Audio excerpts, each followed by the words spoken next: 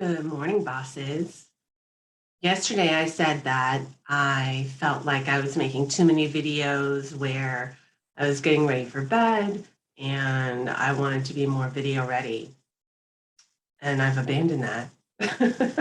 I'm not ready for bed. I just got up. Well, actually, I've been up for over an hour, but this is my fuzzy robe and I like it. And this is one of the biggest benefits of working at home. So welcome back. I am Tommy Jean with Tommy Jean Coaching, and this is day 21 of my Coach Yourself Challenge. And I uh, I have had only a small amount of coffee this morning. Oh, that's what I want to talk about. Okay, so my coaching myself. There's a book that means a lot to me. It's called The Miracle Morning by Hal Elrod. And it's all about how this guy, he was in a terrible accident. It seemed like he wouldn't walk again. And he really turned it all around. And he discovered that he wanted to figure out how to be more productive and do all the things, right? People swear by meditation, by exercise, by journaling, by saying affirmations. And he thought, well, okay, what should I be doing? And so he came up with his miracle morning. He does 6 different things, each for 10 minutes. So it's just 1 hour in the morning. And it's a pretty cool book. And it is a community online now. So I was doing that for a while. But there's something I've figured out about myself, which is when I'm working from home, I actually kind of like getting up, having some water and some coffee, and then jumping into work a little bit because I feel ahead of the game and I feel like I have gotten something done. When I take an hour to myself to do things first in the morning, frankly, I fall asleep. If I try to sit down to meditate in the morning or journal or something like that, I wind up falling asleep. I also noticed that, 1 hour turns into 2 hours or something like that. So I'm very big on setting my own priorities for the day. The danger with jumping into work and checking email and things like that is that then other people wind up setting your priorities for you. You're reacting instead of being proactive with what you want to do. So I'm definitely not trying to do that. I will check my email and just make sure there's nothing urgent. I'll check my calendar and then I'll knock out a task, a simple task. I'm just not prepared to tackle the biggest thing in the morning, but sometimes it's just something that I know how to do well, I can get it done. And then when my daughter's here, I take a break to wake her up and get her ready for school and things like that. So it makes me feel like I've gotten something done. So I guess the idea is give yourself permission to do things your own way and find out what works for you. So if waking up and, doing a bunch of affirmations, exercise, journaling works for you, do that. And don't assume something won't work for you until you try it. I say that, but you're a grown up probably, or maybe not. Hi, Abby, my niece is 11. Hopefully you're watching this. And, but you're a smart person. You probably know some things that just won't work. I'm not saying try everything, but if you've never thought about sitting outside first thing in the morning, maybe try it.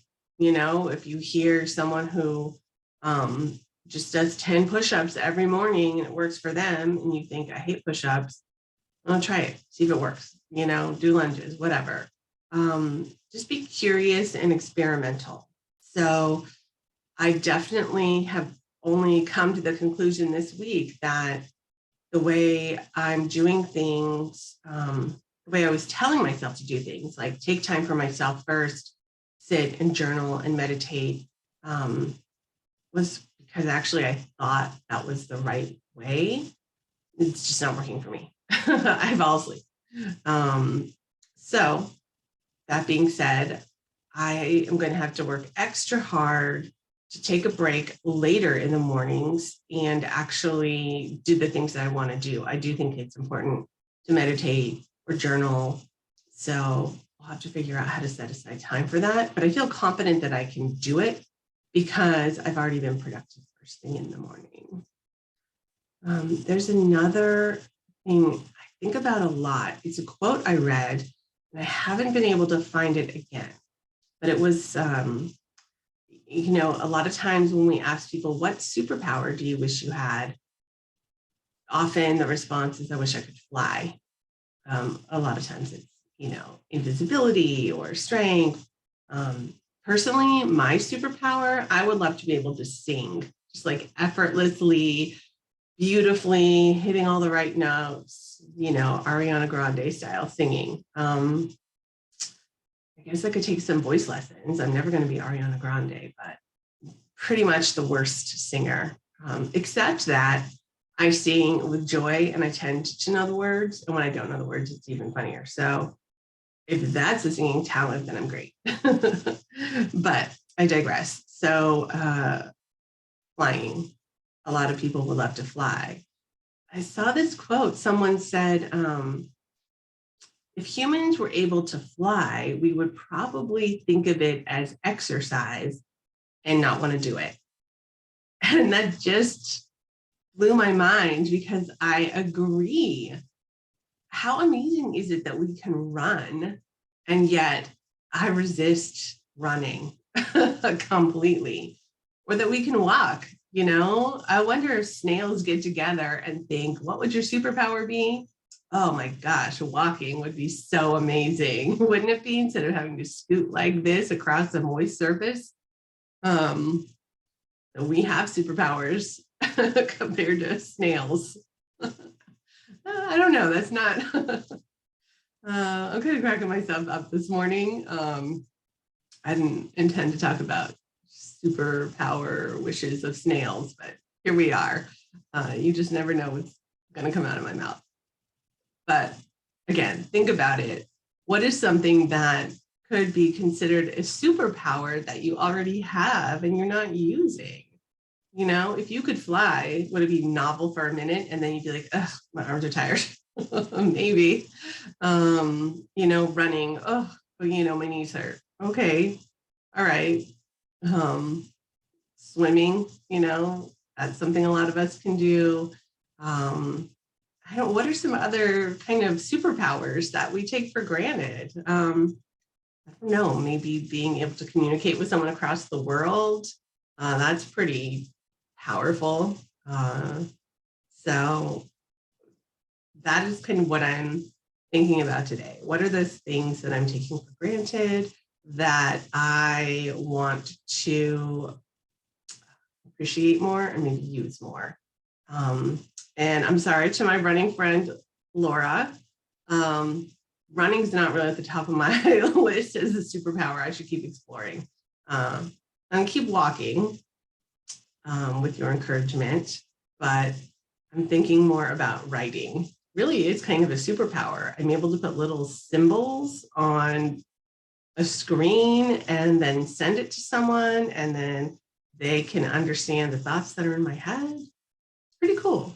So, all right, super bosses, super people with superpowers. I hope that you are having an amazing week. I hope that you have something in your life as fuzzy as this and you can go snuggle with it. That being said, I think it's going to be in the 90s in the Bay Area today in California. So maybe today's not the day to put on your most snuggly thing. But enjoy this kind of preview of summer. And If you would like this video, share, subscribe, I would really appreciate it. I have another playlist on here if you're interested in checking it out.